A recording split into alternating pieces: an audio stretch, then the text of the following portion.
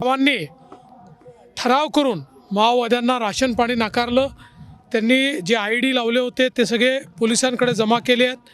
त्यामुळे एक नवीन पहाट ही या ठिकाणी गडचिरोली जिल्ह्यामध्ये तयार झालेली आहे।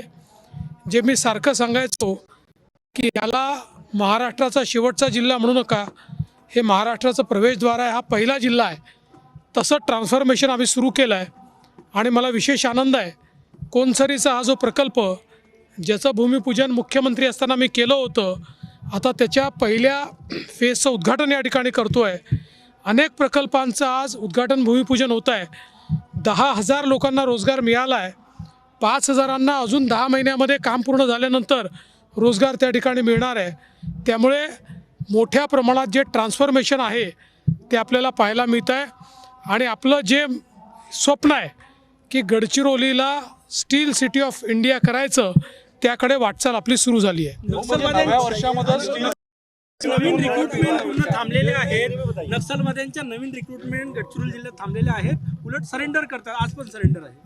जवळपास गेल्या 4 वर्षामध्ये एकही गडचिरोली जिल्ह्यातला किंवा महाराष्ट्रातला तरुण किंवा तरुणी माओवादी संघटनांमध्ये सामील झालेले नाहीत। पूर्णपणे ते ड्रेन आउट झालेले आहेत। त्यांचे जे वरिष्ठ जे नेतृत्व आहे, केडर आहे, ते मोठ्या प्रमाणात सरेंडर करत आहे। मागच्या काळात मी सरेंडर करता आलो होतो, आजही सरेंडर होणार आहे। त्यामुळे हळूहळू लोकांचा विश्वास भारताच्या संविधानावर आहे, आता तो माओवादावर नाही। मोठं कंबरडा मोडलेलंच आहे, अजून मोडलं जाईल। 75 वर्षानंतर स्वातंत्र्याच्या पहिल्यांदा तिथे बस चाललेली आहे, त्या भागामध्ये काय ते मला असं वाटतं लोकांचा आनंद मला पाहायला मिळाला की स्वातंत्र्याच्या 77 वर्षानंतर आज त्यांना या ठिकाणी बसमध्ये बसता आलं, बस त्या ठिकाणी चालली, याचा त्यांना आनंद वाटतो। धनंजय मुंडेवरून नाराजी आहे महायुतीमध्ये आणि आज से जो बस सेवा शुरू हुई है उसके बारे में क्या कहें? आज गडचिरोली में बहुत महत्वपूर्ण दिवस है। साल के पहले दिन आज अहेरी से गर्देवाड़ा ये बस शुरू हुई है। 77 साल बाद पहली बार बस सिस्टम यहाँ शुरू हुई है। जो रास्ते और पुलिया बनाए हैं उसके कारण ये शुरू हो पाई है।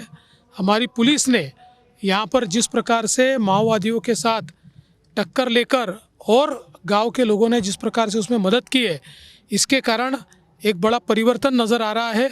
आज हम लोगों ने पेनगुंडा में भी एक नया आउटपोस्ट चालू किया है, जिसके कारण पूरे तरीके से जहां माओवादियों का डोमिनेंस था वहाँ अब हमारा सरकार का पुलिस का डोमिनेंस दिखाई पड़ता है। लोग सामने आए हैं, लोगों ने ग्राम सभा के ठराव करके हम नक्सलियों के साथ नहीं, हम भारत के साथ हैं, भारत के संविधान के साथ हैं, महाराष्ट्र में हम लोग साथ में हैं, इस प्रकार के उन्होंने प्रस्ताव पास किए हैं।